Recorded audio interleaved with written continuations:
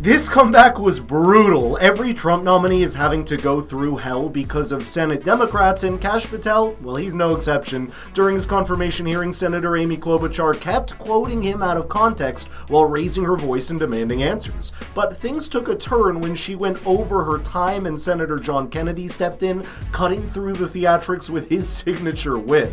Today, we're breaking down the exchange, exposing Klobuchar's tactics, and showing how Patel handled the heat like a pro. As always, make sure to subscribe and hit the notification bell for more videos just like this. My colleague and friend Senator Durbin called you a conspiracy theorist. You remember that? I do, Senator. Sounds to me like we need to get some new conspiracy theories because all the old ones turned out to be true. Facts matter, Senator. Yeah. I mean, conspiracy theorists are up something like 37-0. Senator Kennedy has been a rare voice of reason in Patel's hearings, and I've got to admit he's not wrong. I'm not talking about absurd conspiracies like the moon landing being fake or the earth being flat. I'm talking about issues that were labeled as dangerous misinformation just a few years ago, only to later be confirmed as completely or partially true. Take government surveillance, for example. Remember when people warned about mass data collection and were dismissed as paranoid? Well, turns out they were right, and there's the Twitter files, which exposed how social media companies were pressured by governments to control narratives and suppress dissenting voices. Let's not even start on the pandemic, where countless claims that got people banned or ridiculed ended up being accepted as fact just months later. The pattern is clear. Those in power will gaslight the public for as long as they can, only to later admit the truth, and yet somehow we're expected to just move on and trust them the next they push an official story. But the real highlight of the hearing was Senator Amy Klobuchar trying to nitpick Patel's quotes, which led to this. Did you say that the FBI headquarters should be shut down and reopened as a museum of the deep state? Mr. Chairman, are we allowed to go an extra time? Let's see, you get a second round. Before I call on Senator Lee. Could he just answer the question if he said that the FBI headquarters where they investigate cybercrime and terrorism should be shut down and opened as a deep state? Hey, Mr. Chair. As a museum. Did he say that the headquarters should be shut down? Mr. Chair. I deserve an answer to that question.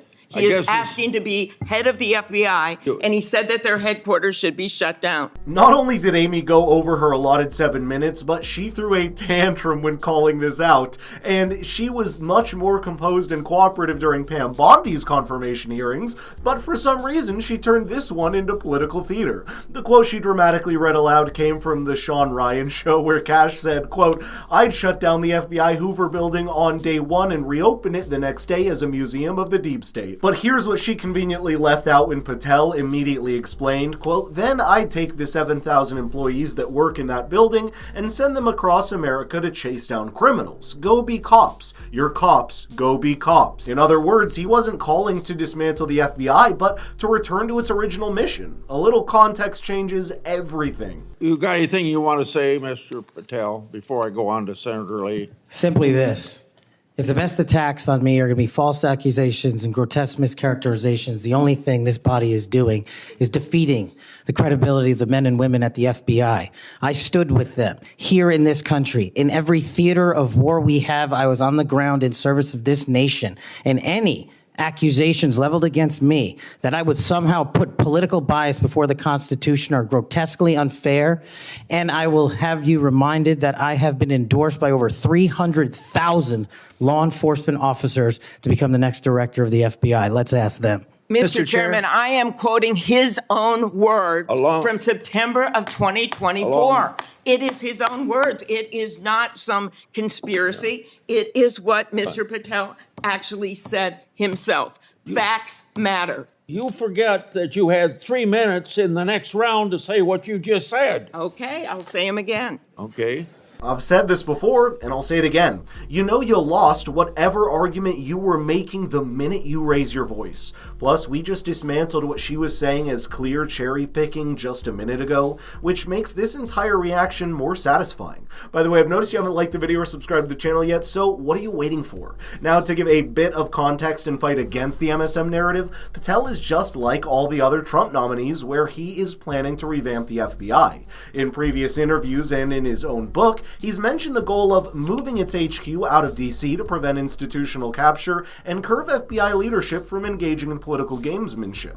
He also wants major surveillance reform, as we mentioned already, in addition to broader goal of reducing the size of the entire intelligence community. So he's not the boogeyman the left wants you to believe he is. Seeing Amy's behavior, Senator Kennedy decided to step in and object to the chairman, and the way he handled it was pure class. Mr. Chairman. Before we go to leave. Mr. Chairman. Yes, what do you want? I love this guy. Mr. Chairman, I'm unlike Senator Tillis. I mean, if we're going to start this, I want an extra 3 minutes. Well, now, my friend Senator Klobuchar went 3 minutes over. So, here what you're saying is the chairman wasn't a very good chairman by not shutting her up. But I've gone through this before, and I think I know how to handle it and get this done. I think you're a star-spangled awesome chairman. I just want to say that for the record. But if you're going to let somebody over there go 3 minutes over, I want my extra 3 minutes. Well, let's see if it's abused by anybody else before we make that decision. I'm just telling you, I'm going to abuse it. Well, I'm not going to let you abuse it. I used to watch the UK's parliamentary debates and think they were funny. Now that we have the American version of it, I can easily say we're miles better, just like we do with everything else. But this wasn't just about Senator Klobuchar ignoring her time limit. Other Democrats were doing the exact same thing, stretching their speaking time while pretending the rules didn't apply to them. So this reaction is completely justified. If you're going to grandstand, expect to get called out for it. After the hearing, Senator Katie Britt of Alabama went on Fox Business and gave her 2 cents on this, and she made some very valid points. Democrats, I mean, they come pre-scripted, but I didn't seem to land a glove on Kash Patel. How did you see it? Oh, he was fantastic. I mean, when you think about how he got straight to the point, he said, first off, we're going to let law enforcement officers do what law enforcement officers do. We're going to bring transparency back to the department. He said at this very beginning that only 41% of America has faith in the FBI. He said it is his job to return faith in the FBI from the American people. He also said the safety and security of Americans come first. He said the Constitution is the guiding principle.